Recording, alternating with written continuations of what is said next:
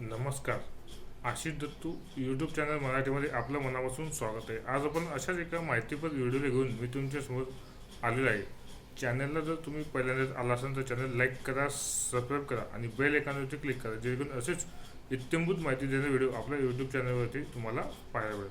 नेमका आजच्या व्हिडिओचा विषय काय आहे, कोणत्या विषयाच्या अनुसरून आपण आजचा व्हिडिओ करणार आहोत, त्याची सर्व माहिती घेण्यासाठी तुम्ही व्हिडिओ स्किप न करता व्हिडिओ शेवटपर्यंत नक्कीच बघा आणि चॅनलला पहिल्यांदाच आला असेल तर चॅनल लाईक करा. चला तर मग आजच्या व्हिडिओचा मुख्य विषय आपण जाणून घेऊयात. सध्या पुण्या येथील वाघोली येथे महाराष्ट्र केसरी या कुस्ती स्पर्धेचा थरार सुरुवात झालेली असून स्पर्धा आता अंतिम टप्प्यापर्यंत येऊन पोहोचलेली आहे. नेमकं महाराष्ट्र केसरीची स्पर्धा कधीपासून सुरू झाली, या स्पर्धेचा पूर्ण इतिहास आपण आजच्या व्हिडिओच्या माध्यमातून जाणून घेऊयात. चला तर मग जास्त वेळ न घालवता मुख्य विषयाला सुरुवात करूया. नमस्कार, मी आशिष दत्तू यूट्यूब चॅनल मराठीमध्ये आपलं मनापासून स्वागत आहे.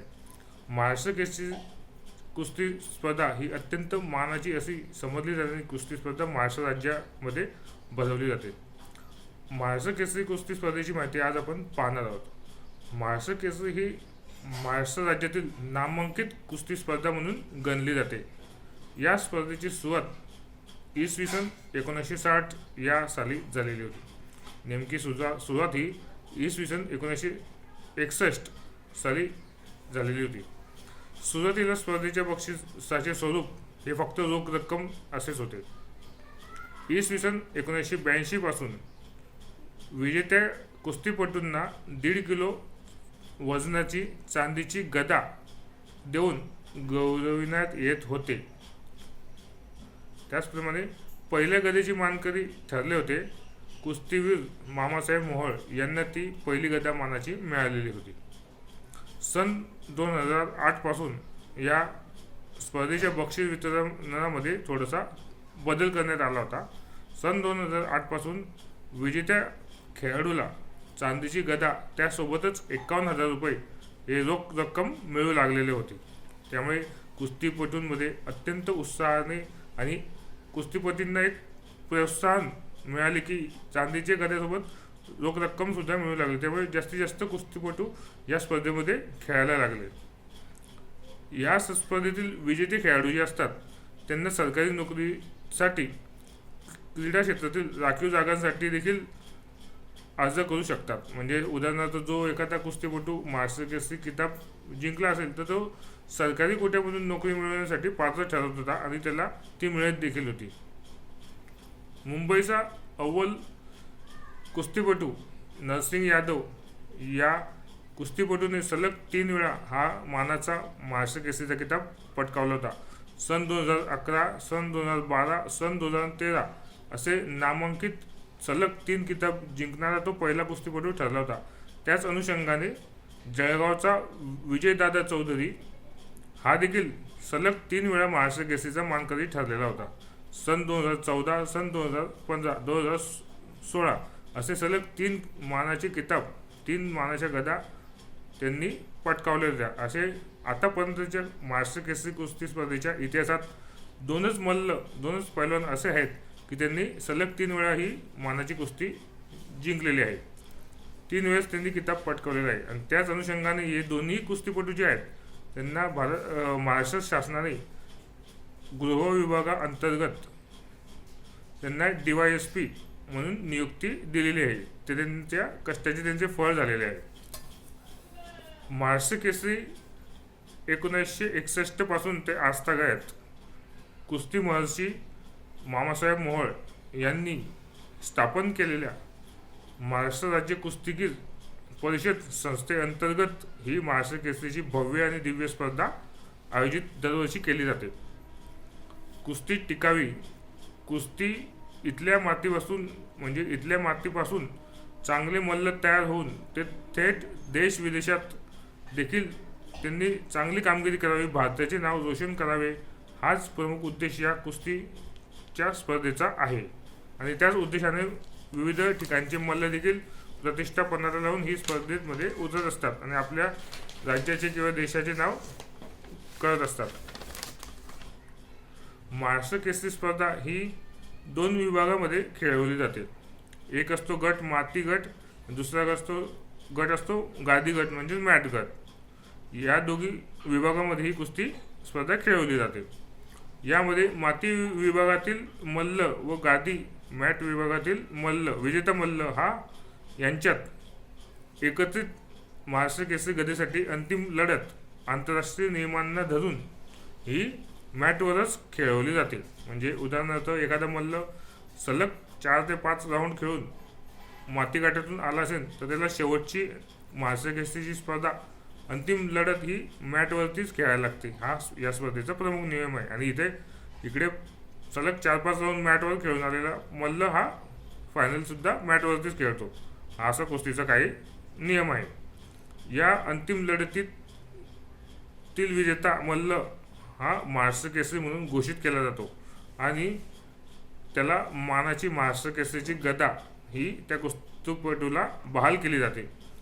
अशा रीतीने आज आपण नेमकी महाराष्ट्र केसरी कुस्ती स्पर्धा नेमकी कशी असते, त्या कुस्तीला कधीपासून नेमकी सुरुवात झालेली आहे आणि एवढे वलय का प्राप्त झालेले आहे या कुस्तीला, आणि दिवसेंदिवस या महाराष्ट्र केसरीला खूप वलय प्राप्त झालेले आहे. त्याच अनुषंगाने बक्षिसाची रक्कम देखील दरवर्षी वाढत असते. आणि यावर्षीची महाराष्ट्र केसरीची स्पर्धा होत आहे पुणे येथील वाघोली येथे.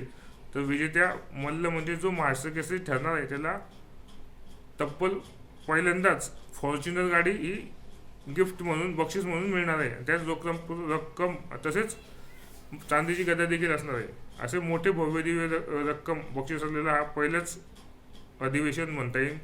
पहिलीच कुस्तीच्या पट्टूला महाराष्ट्र केसरी स्पर्धेसाठी बक्षीस खूप मोठे आहेत. त्या दृष्टीने त्या खेळाडूंची मेहनत देखील तेवढ्या ताकदीची असते. त्याचप्रमाणे महाराष्ट्र केसरीची स्पर्धेच्या संदर्भात आपण ही आता माहिती दिलेली आहे. ही माहिती आपण विविध वृत्तपत्रातील आर्टिकल तसेच सोशल मीडियावर जी माहिती उपलब्ध आहे त्याच अनुषंगाने आपण ही माहिती दिलेली आहे. सर्वसामान्य जनतेला आणि ज्या व्यक्तींना कुस्तीपटूंबद्दल आदर आहे, खेळाडूंबद्दल आदर आहे, कुस्तीबद्दल प्रेम आहे, त्या सर्वांना नेमकी महाराष्ट्र केसरीची स्पर्धा कधीपासून सुरुवात झाली याची माहिती देण्याचा प्रांजळपणे आपण हा प्रयत्न केलेला आहे. त्यामुळे व्हिडिओ तुम्हाला आवडला असेल तर चॅनलला पहिल्यांदाच आले असेल तर तुम्ही चॅनल लाईक करा, सबस्क्राईब करा, बेल आयकॉनवरती क्लिक करा, जेणेकरून असेच नवीन नवीन व्हिडिओ, नवीन नवीन माहिती, नवीन नवीन अपडेट आपण आपल्या यूट्यूब चॅनलच्या माध्यमातून देणार आहोत. आणि पुढचा व्हिडिओ आपण आतापर्यंत 1961 पासून ते आता आज अंतिम सामना होणार आहे महाराष्ट्र केसरी स्पर्धेचा. आजपर्यंत जेवढे महाराष्ट्र केसरी मल्ल झालेले आहेत ते सर्वांची माहिती देणारा एकत्र व्हिडिओ आपल्या यूट्यूब चॅनलवरती आपण प्रसारित करणार आहोत. त्यामुळे आपण जी माहिती देत आहोत ती सोशल मीडियावरती असलेली उपलब्ध माहिती तसेच विविध वृत्तपत्रांनी दिलेले आर्टिकल याच्या माहितीच्या आधारावरती आपण हे व्हिडिओमध्ये माहिती देत असतो. त्यामुळे बोलताना कधी काही चुकलं असेल तर त्याबद्दल मी दिलगिरी व्यक्त करतो, क्षमा व्यक्त करतो. पण माहिती आवडली असेल तर चांगलीच कमेंट करा, चुकीची कमेंट करू नका. प्रत्यक्षात मी शक्यतो कमेंटला उत्तर देत नाही. कमेंट करायची, जर तुम्ही कुस्तीपटू आहे आणि माहिती जर आवडली असेल तरच तुम्ही ती कमेंट करू शकता. विनाकारण कमेंट करायची सुद्धा आवश्यकता नाही. त्यामुळे तुम्हाला जर माहिती आवडली असेल तर चॅनलला पहिल्यांदाच आला असेल तर चॅनल लाईक करा, सबस्क्राईब करा, बेल आयकॉनवरती क्लिक करा, जेणेकरून असेच नवीन नवीन माहिती, नवीन नवीन अपडेट तुम्हाला आपल्या यूट्यूब चॅनलवरती पाहायला मिळेल. आपल्या यूट्यूब चॅनलवरती आपण स्पर्धा परीक्षेच्या संदर्भात विद्यार्थ्यांना एखादा नवीन फॉर्म आलेला असेल त्या संदर्भात आपण माहिती देत असतो. कुठलाही विषय आपण शिकत नाही. हे जे मी बोलतोय ते प्रामुख्याने लक्ष ठेवा. कुठलाही विषय आपण अजूनपर्यंत शिकवत नाही. ज्या माहिती विद्यार्थ्यांपर्यंत पोचावी ते सांगण्याचा प्रयत्न आपण आपल्या यूट्यूब चॅनलच्या माध्यमातून करत आहे. प्रत्यक्ष विद्यार्थ्यांपर्यंत आपल्याला जास्तीत जास्त पोचता येत नाही. हे एक प्रभावी माध्यम आहे. त्याच अनुषंगाने मी यूट्यूबचा वापर हा चांगल्या रीतीने करण्याचा प्रयत्न करत आहे, जेणेकरून एखाद्या विद्यार्थ्यांपर्यंत चांगली माहिती जर गेली तर त्या विद्यार्थ्याला फायदाच व्हायला पाहिजे. त्याचप्रमाणे आपण माझी स्वतःची आवड आहे, म्हणजे उदाहरणार्थ क्रिकेटबद्दल असो, आंतरराष्ट्रीय लेवलची क्रिकेटपटू असो किंवा खेळातील कबड्डी स्पर्धा असो, खो खो स्पर्धा असो, बॅडमिंटन, कुस्ती स्पर्धा याबद्दल खेळाडूंची माहिती देत असतो. आणि क्रिकेटबद्दल समीक्षा मला चांगल्या रीतीने करता येते. त्याच अनुषंगाने मी व्हिडिओ अपलोड करत असतो. जर एखादा व्हिडिओ तुम्हाला आवडला तर कमेंट करा, चांगली कमेंटला म्हणजे शक्यतो तर कमेंटला मी उत्तर कुठल्याच देत नाही, चांगली असो वाईट असो. वाईट तर अजूनपर्यंत कोणी दिलेली नाही, पण चांगली जर बघत असेल तुम्ही व्हिडिओ प्रामाणिकपणे, कोण कधी काम करत असेल बघत असेल तर तुम्ही चॅनल लाईक करू शकता, चॅनल सबस्क्राईब करू शकता. पण असं बळजबरी नाही की कमेंट कराच, कारण आपण माझं जे काम आहे ते प्रामाणिकपणे करण्याचा प्रयत्न करत असतो. बाकी दुसरं कमेंटचं वगैरे मला जास्त इंटरेस्ट नसतो, पण जी प्रॉपर माहिती ती सांगण्याचा मी प्रयत्न करत असतो.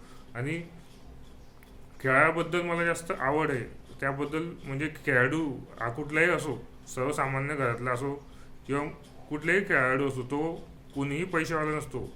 गोरगरीब घरातलं खेळाडू पैसेवाले म्हणजे आपल्याला फक्त त्यांच्यातला पैसा दिसतो.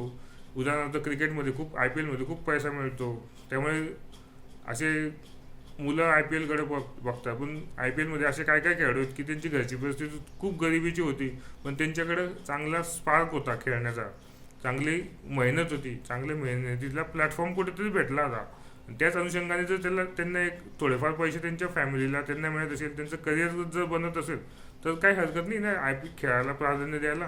पण आपलं पहिले ध्येय ठरलं पाहिजे की नेमकं आपल्याला कोणत्या क्षेत्रामध्ये जायचं आहे, कोणत्या क्षेत्राशी आपण निगडीत कार्य करायला पाहिजे, आपले व्हिजन काय, मिशन काय, स्वप्न काय, हे विद्यार्थ्यांना कळायला पाहिजे. त्याच अनुषंगाने त्यांनी प्रयत्न देखील करायला पाहिजे. असं मी म्हणत नाही की 14 वर्षाचा खेळाडू जर IPL गाजवत असेल तर आताच्या 14 वर्षाचे खेळाडू देखील क्रिकेटमध्ये प्राधान्य द्यावे असं मी कधीच म्हणणार नाही. त्या खेळाडूची तशी मेहनत होती, वयाच्या 4-5व्या वर्षापासून तो मेहनत घेतोय, तेव्हाच त्याने कुठे 12व्या वर्षी चांगलं प्रदर्शन केलं, 14व्या वर्षी त्याने शतक मारलं, IPL मध्ये तो गाजतोय, अंडर-19 मध्ये गाजतोय, वैभव सूर्यवंशीची गोष्ट मी करतोय.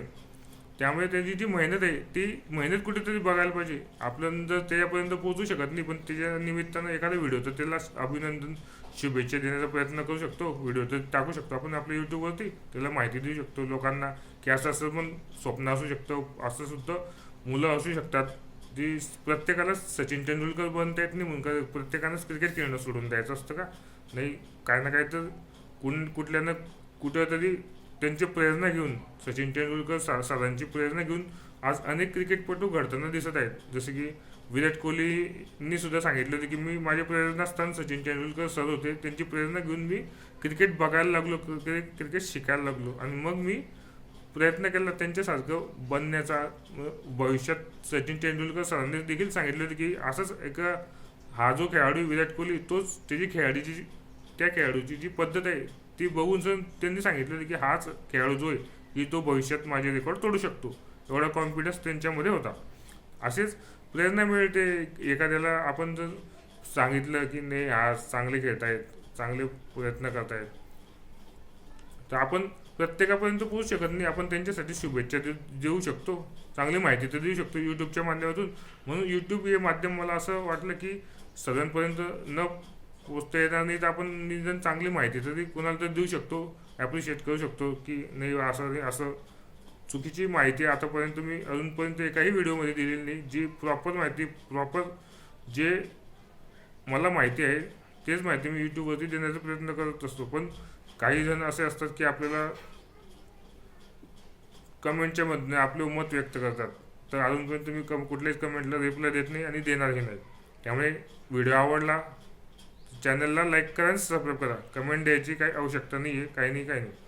आणि आजच्या व्हिडिओच्या माध्यमातून आपण महाराष्ट्र केसरी स्पर्धा नेमकी ची सुरुवात कशी झाली, कधी झाली आणि त्या स्पर्धेचं स्वरूप काय होतं आणि आतापर्यंतचे त्या स्पर्धेपर्यंत बक्षिसाची रक्कम काय होती, चांदीची गदा काय, पहिली गदा कोणी पटकावली, यासारखे अनेक प्रश्नाची उत्तर आपण या व्हिडिओमध्ये दिलेली आहे. माहिती अत्यंत उपयुक्त आहे आणि स्पर्धा परीक्षेची तयारी करणाऱ्या विद्यार्थ्यांसाठी अत्यंत चांगली माहिती देण्याचा मी प्रयत्न केलेला आहे. आता पुढे येणाऱ्या व्हिडिओमध्ये आपण आतापर्यंत नेमके झालेले महाराष्ट्र केसरी पट्टू नेमके कोण आहेत याची माहिती आपण देणार आहोत. त्यामुळे आता IPLचं सीझन देखील चालू होणार आहे. त्यामुळे IPL मध्ये कोणता खेळाडू कसा खेळणार, खेळाडूची कामगिरी कशी झाली याची इत्यंभूत अशी माहिती देणारा व्हिडिओ आपण आपल्या यूट्यूब चॅनलवरती देणार आहोत. त्यामुळे चॅनलला पहिल्यांदाच आला असाल तर चॅनल लाईक करा, सबस्क्राईब करा, बेल आयकॉनवरती क्लिक करा. जेणेकरून असेच नवीन नवीन माहिती, नवीन नवीन व्हिडिओ, नवीन नवीन अपडेट तुम्हाला आपल्या यूट्यूब चॅनलवरती पाहायला मिळतील. धन्यवाद.